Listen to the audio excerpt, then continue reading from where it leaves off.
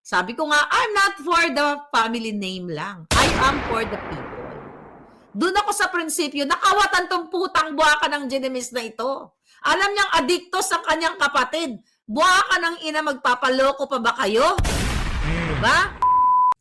Kumusta ko kayo lahat dyan mga kababayan? Welcome back sa PH Update. Bagong modo sa mga paliparan. Panoorin ho natin itong mga kababayan. Malupit ho ito. Ano na naman ba meron dyan? Meron na naman bang bala? Pambihira talaga, oo. Oh. Mukha pala, kawatan na eh. Oh. Hindi, para makita natin kung ano yung bawal natin. Kasi na-check na yun dun eh. Oh.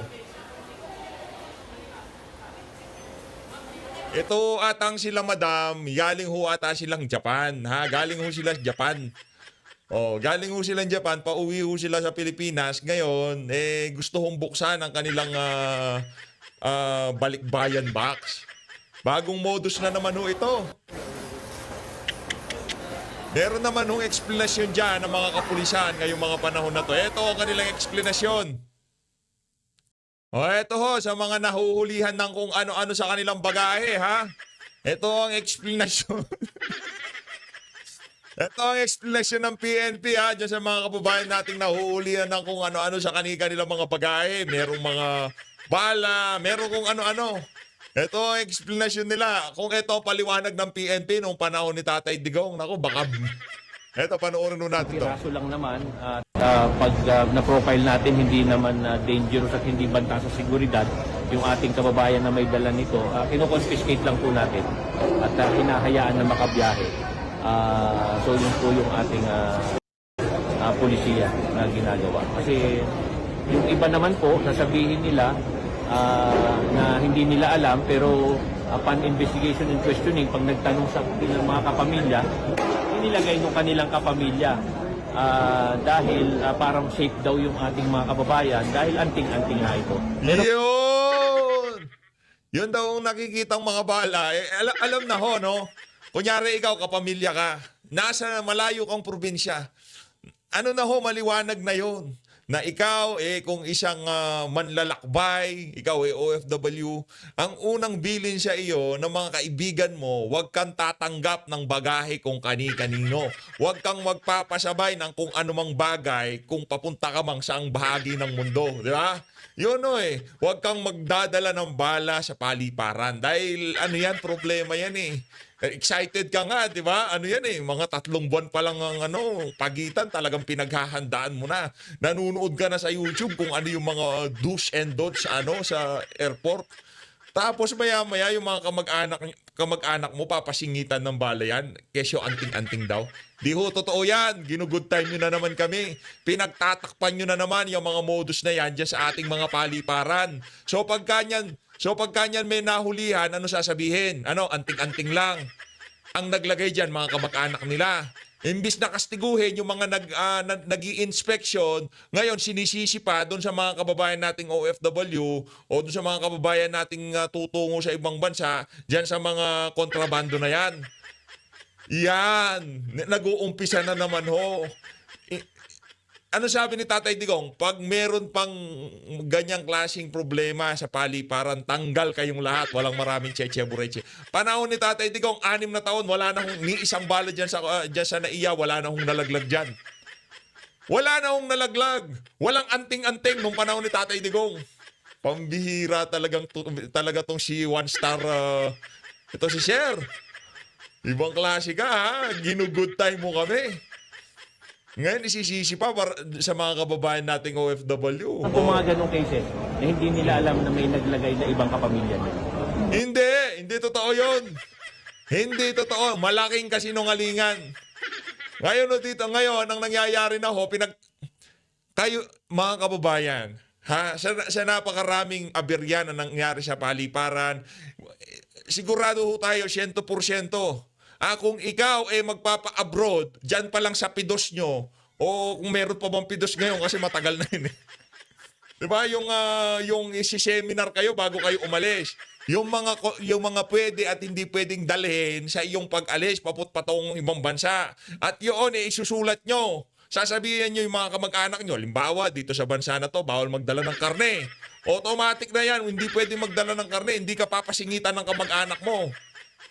Diba? Yan o, yung mga ganyang klaseng kagaguhan na nangyayari ngayon sa ating bansa. Imbis na imbestigahan yung mga kawani ng NAIA na nakakakita ng mga bala sa mga bagahe, isinisisi ho ito sa mga biyahero, sa mga mananakay. Yan na ho ngayon ang kalakaran dito sa administrasyon ni Bangag. Wala naman hong solidong tayo ang pamahalaan dito. Nagbalikan na naman yung mga ganyang klaseng kabalbalan. Ano sabi ni Marcos Jr.? Wala naman ho talaga tayong narinig. Ano ba sinasabi nila sa pamahalaan? Narinig nyo bang nanakot si Marcos Jr. Pagka meron pang nahuling kababayan nating OFW natutungo sa ibang bansa tapos kesyo na hulihan siya ng ganyan. Sa akin gayong mayayari. Wala ho tayong narinig na ganun. Meron tayong 5 cases na-intercept na may nagpo-possess ng bala. And again, ang rason ng ating mga pasahero ay ito ay kanilang anting-anting.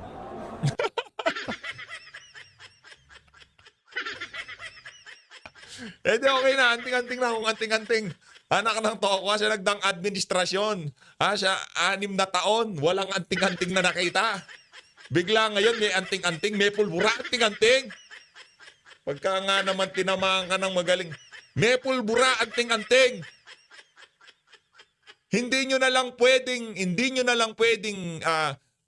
hulihin o hindi nyo na lang pwedeng sitahin o hindi nyo na lang pwedeng pigilan sa paglipad dahil mahe-headline na naman yan sa social media, sa mainstream media. At magmumukha na namang masama yung mga amo nyo. Yun ang totoo doon. Pero kung maaari lamang siguro, alam nyo naman ho yan, diba? Pagka kayo nahulugan ng ganyan, alam nyo na ho ibig sabihin yan. Para doon sa mga nag-inspeksyon ng bagahe, alam nyo na ibig sabihin yan. Baka pwede naman. Ang lagay, ganun lang ba yan? Alam na. Kaya kung kayo ho magpapa-abroad, balutan nyo ho ng plastic, yung nalagay sa ulam. Balutin nyo ho yung mga bagahe nyo. Kasi itong administrasyon na to napakadelikado. Naamin ba nilang kanila yun?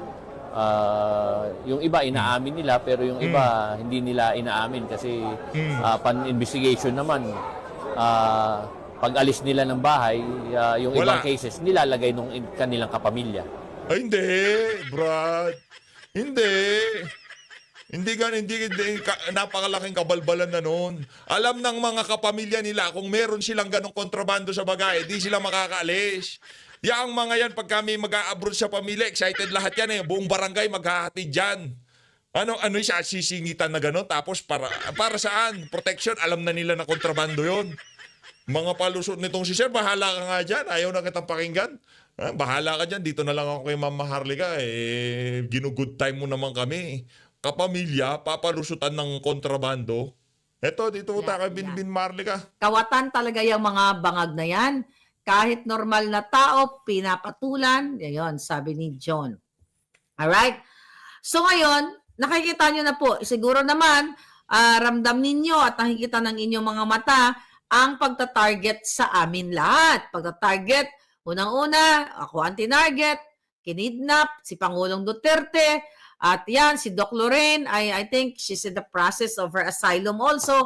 At kanina, kasama natin si Dr. Lorraine Badoy, si Ka Eric, okay? Attorney Harry, ako at iba pang mga vloggers na nananindigan ay tina-target talaga. At number 1 talaga ako, may assassins pa ako Di ba mga palangga?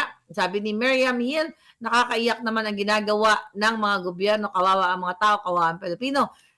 Kaya nga palangga, wag tayong bumitiw, okay? Ipagpatuloy niyo po yung inyong pagsuporta sa Pangulong Duterte at sa bayang Pilipinas sa pamamagitan ng pag-gather ng mga events to show support at para ipakita natin na sukang-suka na tayo sa alyansa ng mga bangag.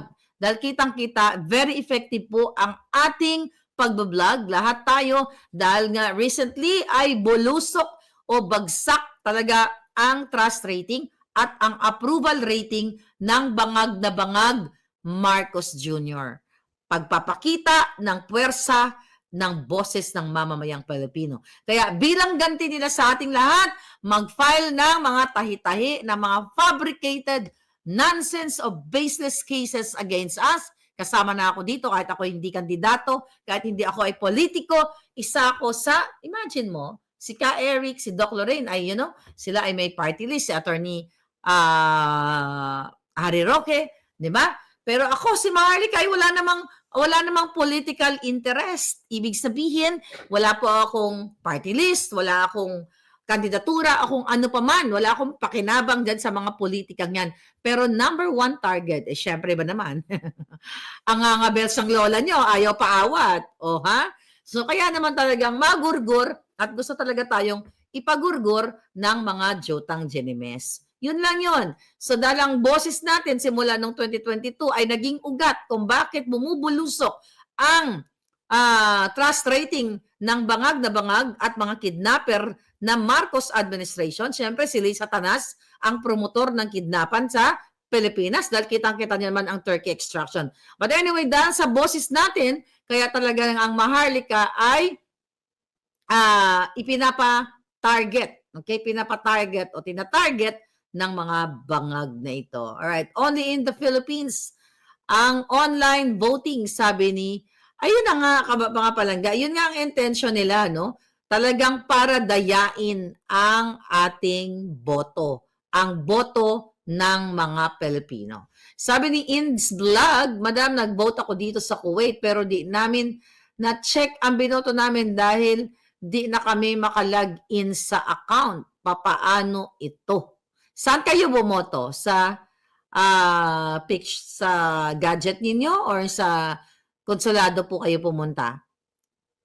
Okay? Please pakisagot yan palangga para ma-address natin ang iyong hinaing. Kaya bumoto na tayo at ating suportahan ang Duterte 10. Pag dinaya pa rin tayo, maghahalo ang balat sa tinalupan, sabi ni Barkadahan Forever FM. Sabi ni Charmaine Chin, nasaan daw si Attorney Glenn? Actually, kasama namin siya kanina sa Kongreso ng Bayan at nagbigay nga siya ng insights na i-surge natin. Magkaroon tayo ng vote surge para hindi manaig ang pangdaraya na ginagawa ngayon ng mga bangag. Kinumpara nga ni Attorney Glenn Chong noong 2010 election, 2016 election, Duterte versus Marojas, na kung saan nagkaroon din ng daya na election, pero dahil sa voting surge ay nanalo pa rin ang Pangulong Duterte. Alright? Alright. So, sa mga hindi ganun kaalam sa computer, pwede po kayong pumunta sa embahada o sa mga konsulado at wag niyong kalimutan.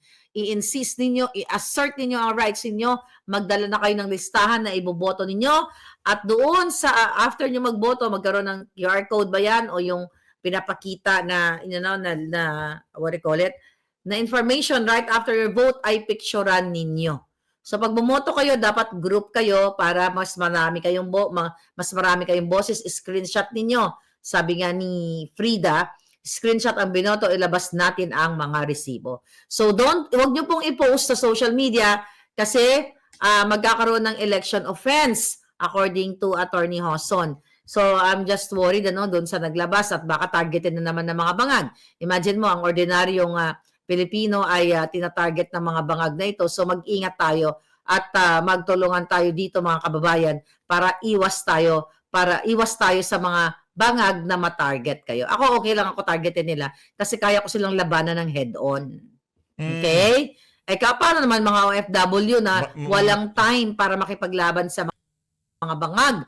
Matindi ho talaga tong si Binibining Maharlika, nagkikipagbalag-bagan. At bubwisitin pa ang inyong panahon, ang inyong oras. So talagang kawawa talaga. So mga kababayan, sundin natin yung advice natin ng mga abogado na picturean ninyo for documentation at kapag mali yung boto na lumabas ay ireklamo ninyo at mag-file kayo ng complaint right there and then sa Embahada ng Pilipinas kung saan man kayo naroroon. So ngayon mga kababayan, katawa-tawa na naman itong PNP, ang si Marbil na kung saan nagsabi na okay lang ang suminghot. Okay lang ang suminghot pang padagdag ng oras para sa mga pulis. Alright? Mga walang iya talaga ito. So recently, may bago na naman siyang hanas. May bago na namang hanas itong si 4 hours ago, ang PNP Police. Ganito po talaga kabangag ang inyong gobyernong ini-enjoy ngayon. Nag-enjoy ba kayo sa lahat ng krimen na ibinibigay nila sa inyo?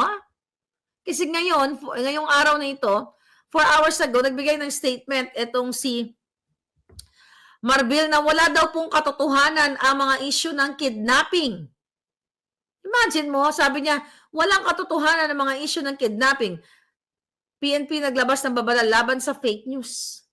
Nako. My God, mga kababayan, meron ng naputulan ng daliri na bata na kinidnap dahil ang tatay niya, ang pamilya niya ay negosyante. Di ba? Si Anson Ke, nakakakidnap na ginurgor kasama yung driver nila. Paano naging fake news yan? Nakita nyo? Ang kawalang hiyaan ng gobyerno ito. Ginagago na kayo lahat. Sabi niya dito, fake news daw yung kidnapping.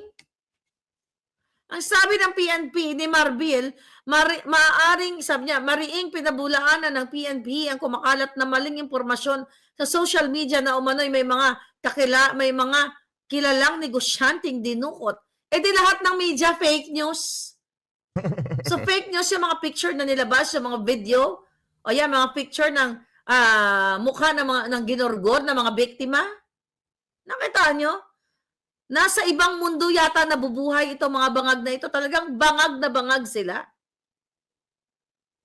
Wala daw katotohanan. Ang sabi pa dito, at sinisisi di ba nila sa pagtaas ng krimen daw o yung mga issue ng sinisisi nila ang pagtaas ng krimen. Ito daw ay walang katotohanan dahil ito ay fake news galing sa social media. Nako. My God, I don't know dyan sa Pilipinas. Ito mga uniformadong pulis, ito mga men and women in uniform. Bakit ayaw nyo pang manindigan at sabihin na bangag na ang pamumunuan nitong PNP na ito? So lahat ng mainstream media ipatawag nyo sa TRICOM. Dahil sila ay nag-ulat tungkol sa kidnapping ng batang inutudan ng daliri at yung latest yung Anson Ke at marami pang iba na kinidnap na inulat ng media. Sabi ng PNP ay sa kanilang Facebook post, okay, walang katotohanan ng mga balita at walang sapat na basihang ebidensya. Oh my God. Anong klaseng polboron? Ikaw ba ay what? Ikaw ba ay, ang tawag dito? Ikaw ba ay nakijamming dito kay bangag? Ilang kilo ang tinira ninyo? Tinatanong kita, ilang kilo ang tinira mo? Bakit ganito ka mag-isip? Nako. Pulboronic ka na rin ba? So sabi niya, sabi dito, naglabas ng pahayag ang PNP Chief Police Marbil upang linawin ang isyo. Walang katotohanan ng mga ulat ng di umano'y pagdukot sa mga negosyante. Oy, mainstream media. Mga fake news pala kayo eh.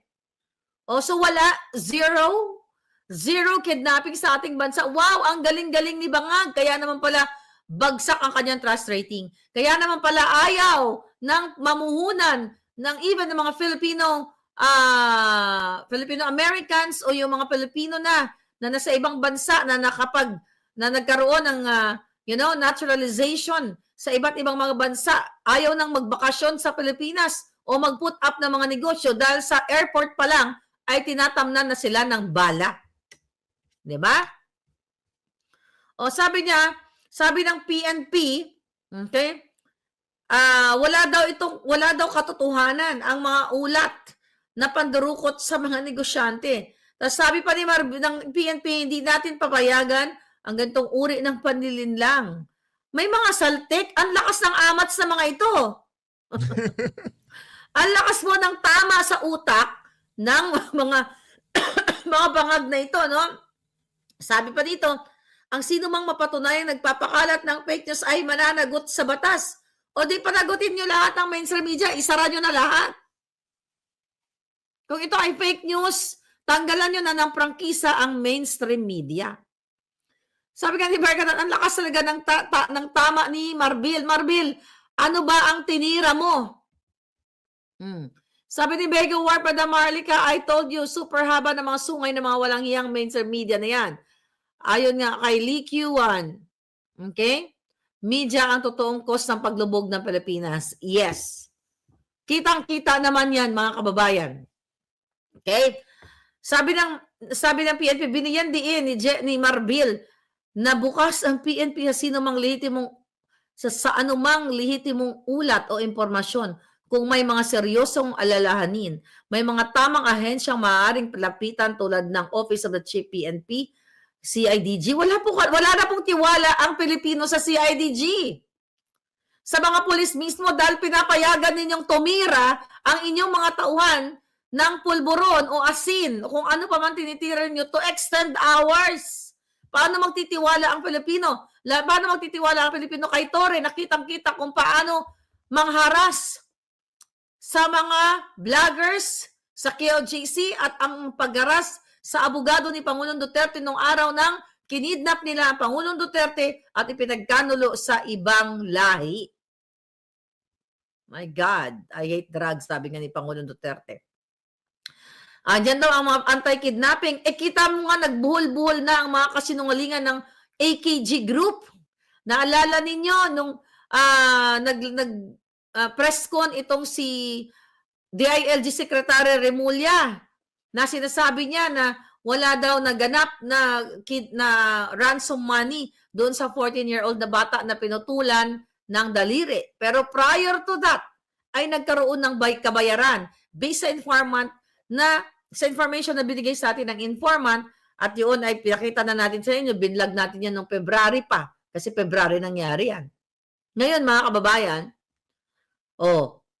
ngayon ang sabi, wala daw kidnapan na nagaganap at talagang ito daw ay talagang pananagutin nila dahil ito ay pagtugon na rin sa panawagan ni Bangag na panagutin itong mga social media influencers. Yan nga talaga mga kababayan eh. Dahil tayo ay mas makatotohanan sa kanila, nagbibigay tayo ng ating mga impormasyon galing straight from the horse's mouth, ika nga. Galing mismo sa mga biktima, ngayon ay pinabubulaanan na wala daw kidnapping sa Pilipinas. Naniwala ba kayo dito? Sa totoo lang, nakakapaos na rin magkuda ng magkuda, pero kailangan natin kumuda. Dahil the more na kumukuda tayo, the more na sila ay bumabagsak. Kita ninyo, bagsak, bulusok ang approval rating. Ibig sabihin, isinusukan na ng mamamayang Pilipino ang Marcos Bangag administration. 50+% ang nagsabi ng mga Pilipino, like kung 100 million tayo, 50 million na Pilipino ang nagsasabi na sila ay nasa kasulukuyang kahirapan at kagutuman na panahon. Diba? Nakita niyo yung survey na yung survey na yon. 50+% na nagsabi na mga Pilipino ay hirap na hirap sila. Sabi nga ni Zaldi Galos, grabe kabuli ang Bangag admin, mga kriminal. So wala sa oras, sabi nga nun, ang mga yawa talaga yan mga palangga. Galaxy, thank you so much. Okay? Boycott na rakista, walang susuko para sa future natin. Yes. Walang susuko para sa future natin.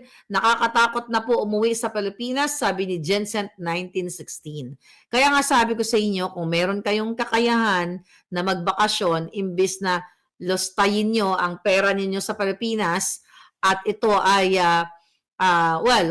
kaya i-hold nyo muna yung bakasyon ninyo, tulong nyo na lang, ipadala nyo lang sa inyong mga nangangailangang mga kababay, mga kamag-anak, kasi pag minalas-malas kayo, ay matamnan pa kayo ng bala sa airport pa lang. Yan ang malungkot na katotohanan dyan sa Pilipinas. Alright? Nancy Trinidad, thank you. Okay, thank you for, may mga lumalabas. Ayaw lumabas itong mga message ninyo. Alright. Ngayon lang nagka-problema ng ganito to. Okay. Yes na yes. Sabi ni Maria G, I want to be a member. How do I go about it? Member saan palaga? Sa channel ko? I think, pupunta lang kayo dyan sa Facebook, meron dyan subscribe. Basta, pindot-pindot ka lang dyan palangga.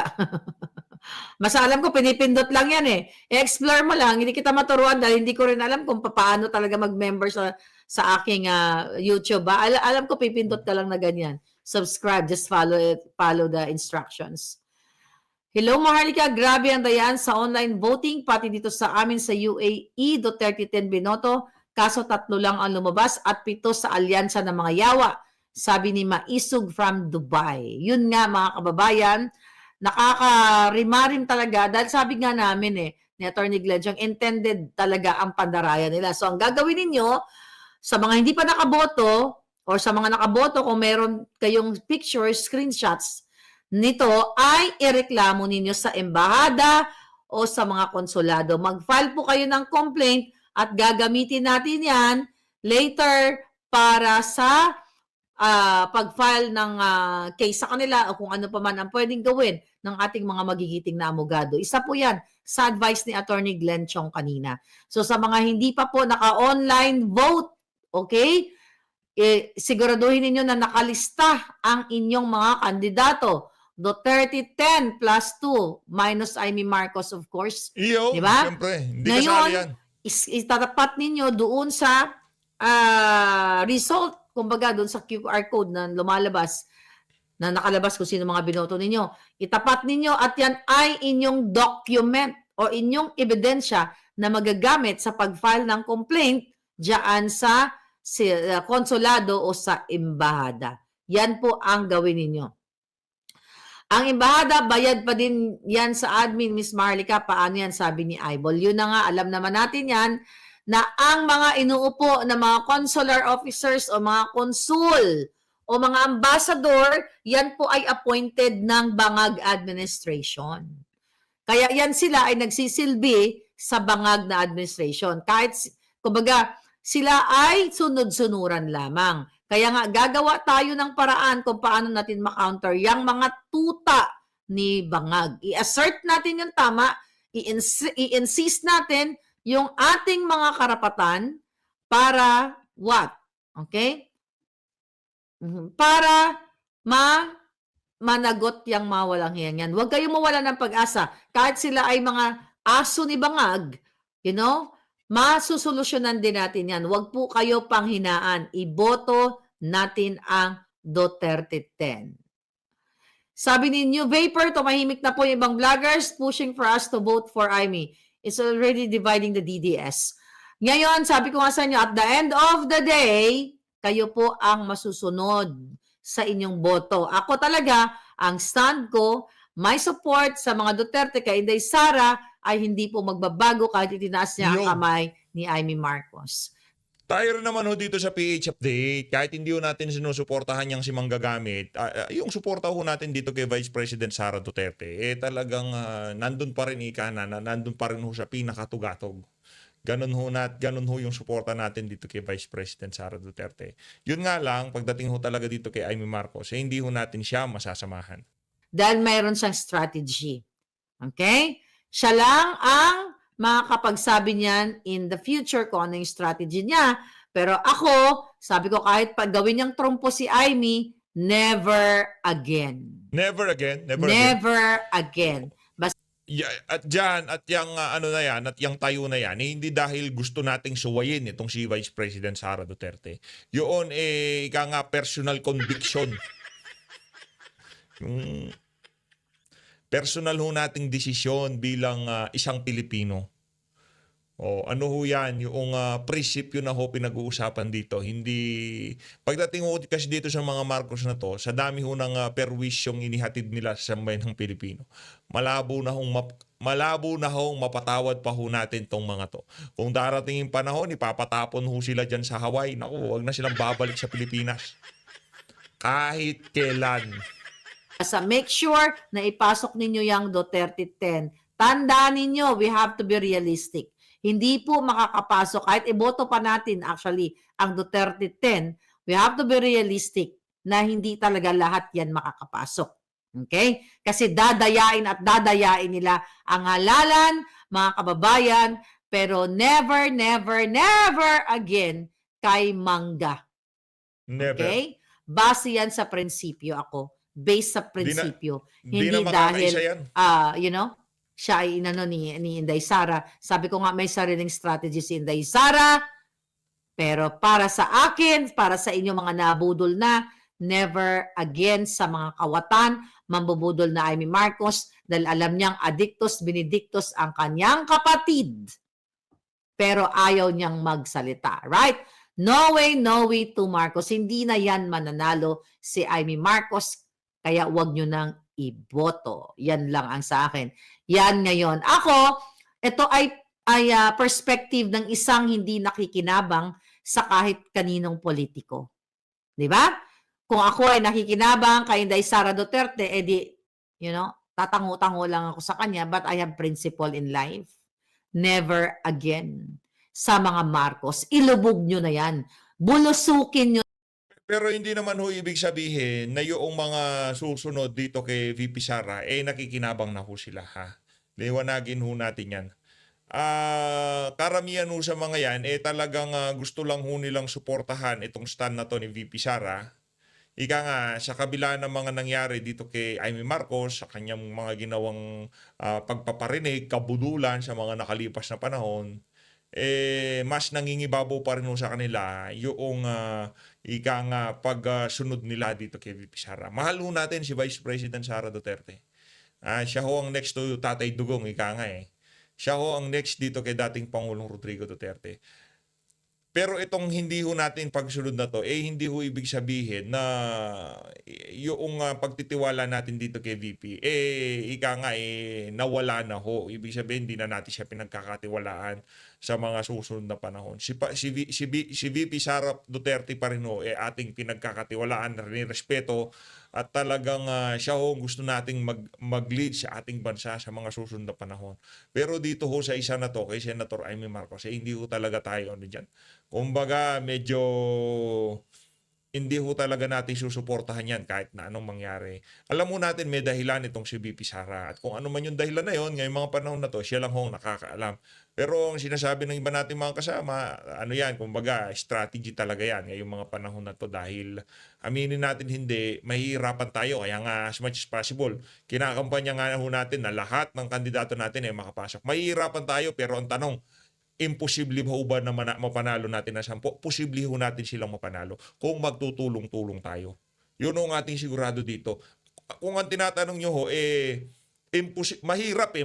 Ibig sabihin ho ba, imposible na yan na mapanalo natin tong 10 na to? Hindi ho imposible. Posible ho lahat yan. Basta nandito ho kayo, hindi lamang bilang mga botante. Nandito ho kayo bilang mga taga-suporta, taga-kampanya ng mga kandidato nitong si dating Pangulong Rodrigo Duterte. Na lahat sa komuno yung mga buwaka ng inang yan. Kaya nga ako, alam nyo naman, very vocal ako, di ba? Very vocal ako kila Senator Bato. Dati, di ba, nagkaroon kami ng eksena niyan sa Senate. At dito sa, yung mga mga eksena din nila. Pero syempre, mga kababayan, strategically, I will vote for them. I will support them kasi hindi sila kasing sama ng manggagamit o wala silang record ng talamak na pagnanakaw katulad ng mga Marcos. Alright? So, para sa akin, okay, never again, ako ay isang vlogger na walang pakinabang o hindi nakinabang sa kahit kaninong politiko. Alright? Never again. Never, no way kay Amy Marcos. Kinakampanya ko siya na wag niyong iboto. Kung siya ay kinampanya ni VP Inday Sara, si Inday Sara ay politiko. Ako, hindi ako politiko. Nagsasabi ako sa inyo, base sa aking prinsipyo sa buhay, na never again sa mga kawatan. Although nga, strategically, sabi ng iba na nangangampanya kay Amy Marcos ay para sa impeachment ni Inday Sara. Ako naman, mga palangga, sabi ko nga, I'm not for the family name lang. I am for the people. Doon ako sa prinsipyo, nakawatan tong putang buwaka ng Genemis na ito. Alam niyang adikto sa kanyang kapatid. Buwaka ng ina, magpapaloko pa ba kayo? Mm. Diba? Sabi Ayoko ko, na eh. Di ba, sabi ko naman sa inyo, medyo maglalilo na ako sa pagbira dito kay Ivy. Kaya hayaan na ho natin yan, si Mother Dragon ang bumira dyan. ulitin ko, ito po ay desisyon ng isang hindi politiko, ng isang nabudol na ng mga Marcos at never, never again. Kaya naman, sabi ni Vivian, sabi niya, if I were you, never again kay Marcos. Sana vote PDP Laban straight. Kaya nga ako, kinakampanya ko ang PDP Laban dahil alam ko na ito talaga sila ay sincero kay Pangulong. Kung si Amy ito tignan nyo ito tignan nyo. Di ba si Amy tinaas na ng kamay ng kanyang kapatid sa alyansa ng mga bangag? Di ba nakita nyo? Tapos ngayon, ano nangyari? Lumipat. Di ba? Lumipat siya kanino? Okay? Lumipat siya kanino kay Inday Sara? Ayan natin to. Lumipat siya kay Inday Sara, di ba?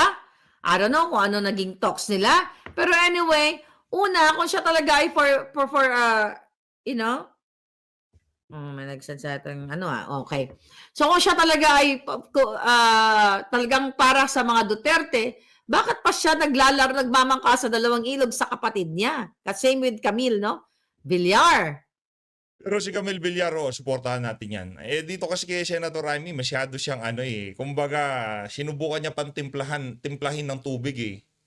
Kumbaga, nung mga nauna ayaw niyang bumira, gusto niya. Kunin niya mga Duterte, kunin niya mga loyalista nga, ika nga nila, di ba? Gusto niyang kunin ng mga loyalista, gusto niyang kunin ng DDS. Yung mga loyalista, kung mabubudol niya, oo, siguro. Pero yung mga DDS, mahihirapan ho talaga siya. Diyan pa sa ginawa nila dito kay dating Pangulong Rodrigo Duterte. Ganito, kung si Tatay Digong nasa Pilipinas at inendorso siya ulit nitong si VP Sara, hindi pinakulong si Dahig itong si dating Pangulong Rodrigo Duterte, siguro mas marami siyang mabubudol. Pero tayo dito sa PH Update, tuloy-tuloy pa rin na ikakampanya natin na hindi suportahan yang si Amy Marcos manggagamit. Wala ako talaga yung pagdating sa prinsipyo at paninindigan. Wala ako tayong kabilib-bilib dyan, kahit katiting, kahit kakarampot na bilib, wala ako tayo dyan kay Amy Marcos. Kaya nga ako naman, ang strategy ni Inday, naintindihan ko yan. Naintindihan ko yung strategy niya. But to me, never again kay Marcos, Never kay again. Marcos, sa mga Marcos. Di ba madam, 2 boto lang naman tayo, di ba? At kung yung ilang mga vlogger dyan, hindi rin siya susuportahan, ilan tayo? 5? 10? 10 boto lang naman tayo. Kayo lang naman yun. Alam ko ang strategy na yan at si Inday lang ang makakapagsabi niyan sa inyo, hindi ako. Pero I know kung anong strategiya yan. Kaya sabi ko sa inyo, hindi magbabago ang aking support sa kanya, pero nasa mga kamay natin ang never again. Right? Bisdak girl? No more Marcos! Ano pa ba? Diyos ko, pabubudol ba tayong muli? Nakakatawa, di ba? Ano daw? Alam nyo, maraming try muna siya ng try. Si Amy, alam nyo, ganito kasi yan. Dito sa ating comment section, ito after nito, mayroong mga trolls ang mga Marcos, kasama yan si Amy, na nagbibigay ng naratibo sa inyo na bigyan ng tsansa si Amy na ganito, ganyan. Magkakreate sila ng kanilang narrative dyan na kunyari, kasi ganito, ganyan. Kasi si Amy naman ganito, blah, blah, blah. That's BS for me. Kaya binablock ko yung mga yan. Kasi mga bayad yung mga yan eh. Bayad yung mga yan para gumawa ng mga narrative na ganyan. So, ako Actually, isa po tayo sa mga sinusugod ng mga troll na yan na kesyo, bigyan natin ng chance, bigyan natin ng ganito.